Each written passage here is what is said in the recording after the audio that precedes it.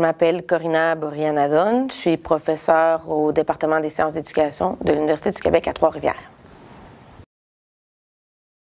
On a procédé à un portrait de la formation initiale en enseignement, un portrait de la prise en compte de la diversité ethnoculturelle, linguistique et religieuse dans cette formation-là.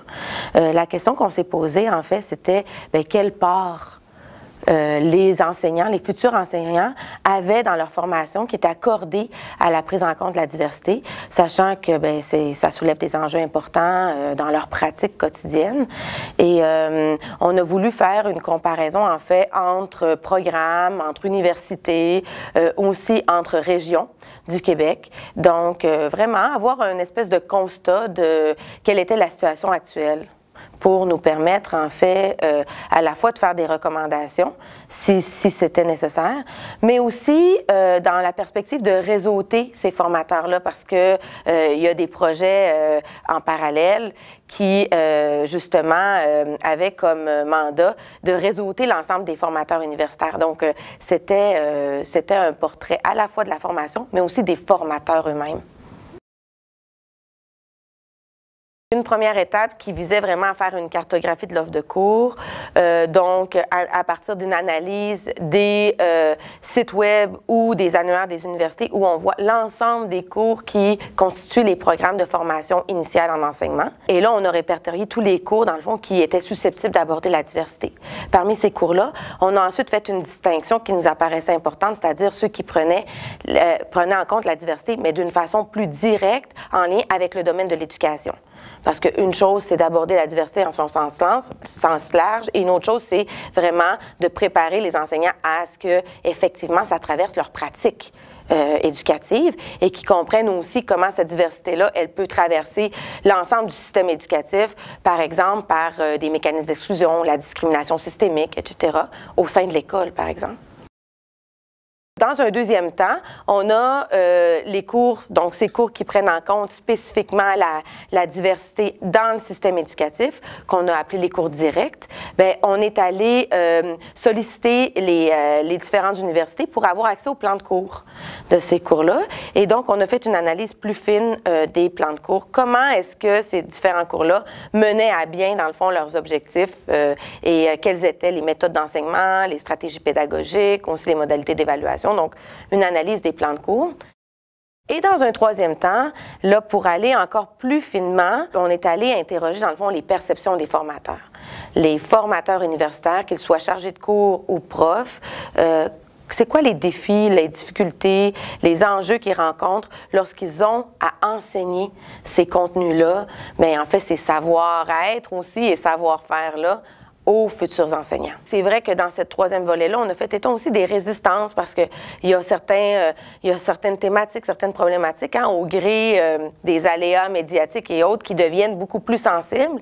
Et c'est sûr que les formateurs se retrouvent, peuvent se retrouver dans des situations, c'est ça, moins confortables, plus malaisantes à la fois pour eux que pour les étudiants. Donc, c'est des éléments, oui, qui ont été abordés là, dans le troisième volet des entretiens. Sur le plan des résultats, en fait, la cartographie montre, en fait, qu'il y a quand même plusieurs cours qui sont susceptibles d'aborder la diversité. Donc, les termes associés à la diversité, culture, valeurs, plurilinguisme, etc., immigration, c'est des termes qu'on retrouve dans 487 cours à l'intérieur des programmes de formation en enseignement, de formation initiale. Maintenant, ça veut dire quelque chose, mais ça ne veut pas tout dire parce que quand on voit comment est-ce que cette diversité-là, elle est associée spécifiquement au contexte scolaire, bien, en fait, on réduit le nombre à 41 cours. Donc, 41 cours à l'échelle du Québec qui abordent spécifiquement la diversité en contexte éducatif. Là, si on fait une espèce de, dans le fond, c'est moins de 10% de l'ensemble de l'offre de cours qui abordent clairement ces enjeux-là en contexte éducatif. Et pour situer ce résultat-là, mais dans le fond, il y a 12 universités au Québec. Chacune des universités offre plusieurs programmes. Donc, quand on dit 41 cours, on s'est quand même demandé quelles répercussions pouvait avoir ce nombre-là sur la formation effective, les parcours de formation des étudiants. Un autre résultat de la cartographie, c'est justement de faire l'analyse en fonction des universités et en fonction des programmes. On se rend compte qu'il y a certaines universités, par exemple, qui vont offrir le même cours à tous leurs programmes. Donc, c'est le même cours qui est offert dans les différents programmes, qu'on soit étudiant en enseignement au préscolaire primaire ou qu'on soit étudiant en enseignement des arts plastiques ou encore des mathématiques au secondaire. C'est le même cours qui est comme un tronc commun. Pour d'autres universités, bien, ils vont avoir développé des cours qui sont spécifiques à certaines filières, à certains programmes. Et donc, bien, on voit là-dedans quelque chose qui est quand même intéressant parce qu'il peut avoir comme une adaptation, hein, une différenciation à partir des profils de sortie des étudiants. Dans l'ensemble des programmes, il faut quand même dire qu'il y a 16,5 %, donc autour de, dirons, 20 % des programmes qui n'offrent aucun cours lié à la diversité. Donc, il y a des parcours de formation qui sont beaucoup plus, je dirais que les liens avec la diversité sont beaucoup plus forts que dans d'autres programmes. Si on pense par exemple à un programme de didactique des langues, notamment didactique des langues secondes, bien, le lien avec la diversité est comme se fait de façon presque automatique, en tout cas du moins de la façon dont nous on a procédé. Hein? C'est qu'il y a quand même peut-être des limites méthodologiques à notre façon de faire. Mais d'autres programmes, d'autres parcours de formation où c'est beaucoup moins présent. Par exemple, en formation à l'enseignement, en formation professionnelle et technique, ou encore même dans des programmes, par exemple, d'adaptation scolaire. Le nombre de programmes où il existe ce genre de cours est beaucoup moins important. Il y a quand même une grande proportion des cours directs qui accordent moins de 50 % de leur contenu à la prise en compte de la diversité en éducation.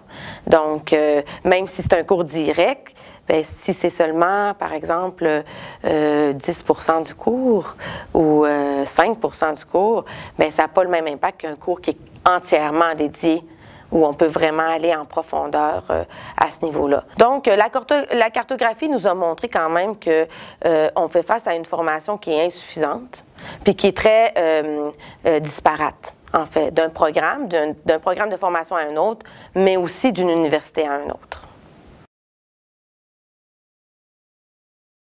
Si on regarde maintenant un peu plus sur les descriptifs de cours, donc comment est-ce que la diversité, justement, elle est abordée quand on tient compte des descriptifs qui se retrouvent sur les sites web dans les annuaires des universités. Et ça, on trouvait que c'était un élément qui était intéressant parce que c'est quand même la porte d'entrée du programme. L'étudiant va choisir son cours en fonction de ce paragraphe-là qui aborde, dans le fond, le contenu du cours, qui aborde aussi, dans certains cas, les objectifs, donc les intentions du cours, mais aussi la façon dont ce cours-là est mené à bien. Et dans l'analyse des descriptifs, on s'est rendu compte que souvent, c'était des mêmes termes qui revenaient souvent et des termes qui font état, en fait, d'enjeux de la diversité, mais surtout de différence. Hein? On parle souvent d'une optique plus de différence culturelle, hein? De prise en compte de la différence culturelle, et pas tellement d'une analyse des différents rapports de force ou des différents processus d'exclusion qui peuvent aussi traverser la prise en compte de la diversité. Donc, il y avait comme une occultation, en fait, je pense que le mot est fort, mais c'est important de le dire comme tel, une occultation des processus plus sociologiques liés à la diversité dans l'analyse des descriptifs. Peu de mécanismes d'exclusion comme le racisme, la discrimination qui sont nommés comme tels. On privilégie, par exemple, une terminologie liée aux valeurs, à la culture, à l'intercompréhension, et c'est tout à fait important, mais il nous apparaissait important de mettre en lumière aussi le fait que, bien, dans la formation aux futurs enseignants, cet élément-là n'était pas présent. Pour ce qui est des volets 2 et 3, donc l'analyse des plans de cours et les entrevues, on s'est rendu compte que les formateurs, en fait, nous ont partagé leurs besoins de concertation autant au sein même d'une université qu'entre formateurs de différentes universités.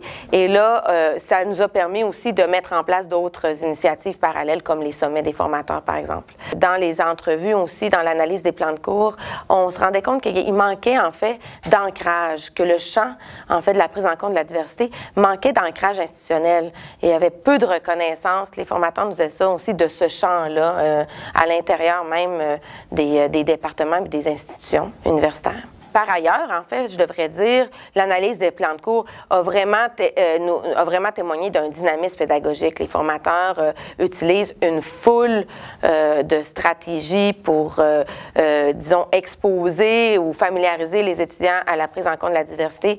Et ça, c'est vraiment fantastique de voir du matériel audiovisuel, des conférences, même des jumelages, amener les étudiants justement à être confrontés à d'autres réalités sociologiques que les leurs, faire aussi des analyses réflexives par rapport à leur propre expérience, leur propre bagage, des analyses à partir des médias. Donc, autant le matériel, les stratégies d'enseignement, les stratégies d'évaluation montraient vraiment un grand dynamisme pédagogique. Un troisième enjeu qui est ressorti, et lui aussi fait état d'un questionnement et de suite dans nos travaux, c'est la question des enjeux liés à la prise en compte de la diversité, aussi dans la formation pratique. Donc, on sait que les formations initiales à l'enseignement sont conçues en alternance, formation fondamentale, formation pratique, qu'on appelle stage. Et dans le fond, comment cette prise en compte de la diversité, elle est justement considérée dans la formation pratique. On se rendait compte que même lorsque la formation fondamentale était caractérisée par un fort dynamisme pédagogique, c'était pas nécessairement, ça se répercutait pas nécessairement aussi dans la formation pratique. Et c'est sûr que la formation pratique amène ses propres enjeux. Comment est-ce qu'on fait vraiment ça quand on est stagiaire à l'intérieur d'une classe et quelles sont les attentes? Donc, c'est sûr que ce portrait-là nous a amené aussi à formuler des recommandations à la fois pour les décideurs, pour les formateurs universitaires eux-mêmes. C'est sûr que pour nous, il semble que le caractère, je dirais, un peu flou, hein, le statut un peu ambigu de cette prise en compte de la diversité, autant dans l'ancrage institutionnel que dans les compétences professionnelles à développer chez futurs enseignants, c'est un frein à une meilleure visibilité de ce champ-là.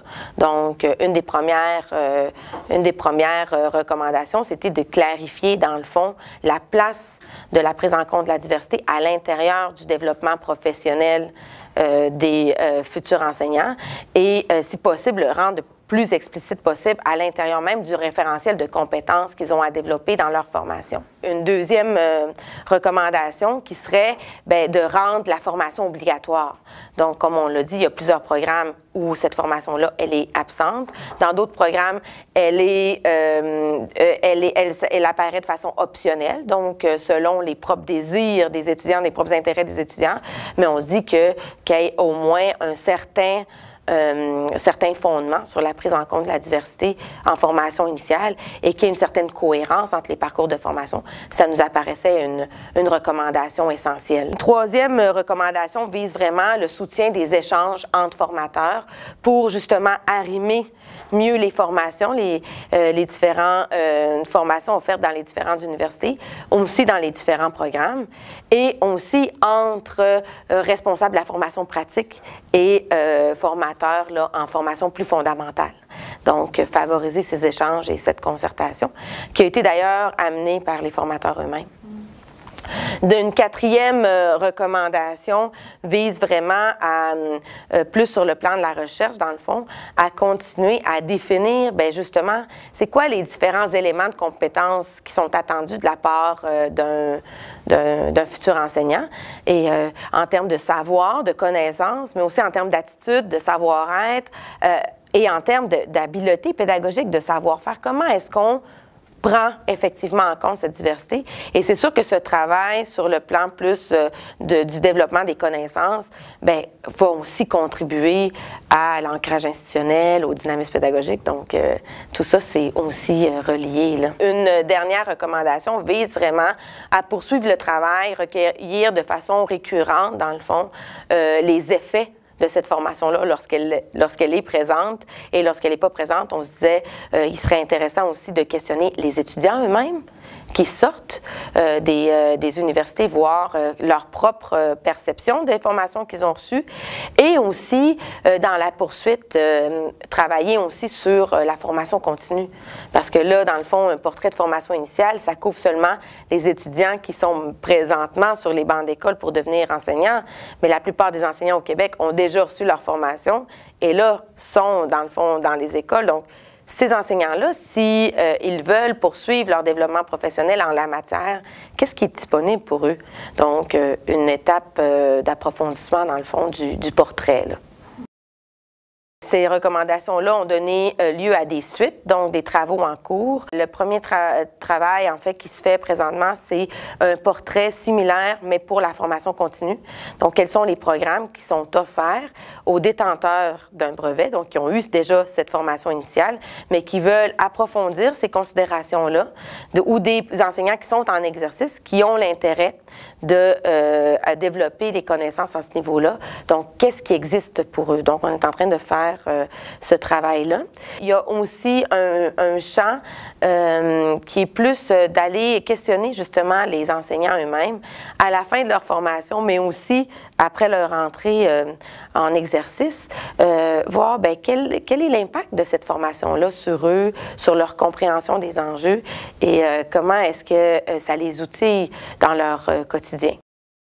Un des constats les plus importants qui sortent de cette recherche-là, c'est vraiment l'invisibilité, dans le fond, des rapports plus sociologiques au sein de la formation.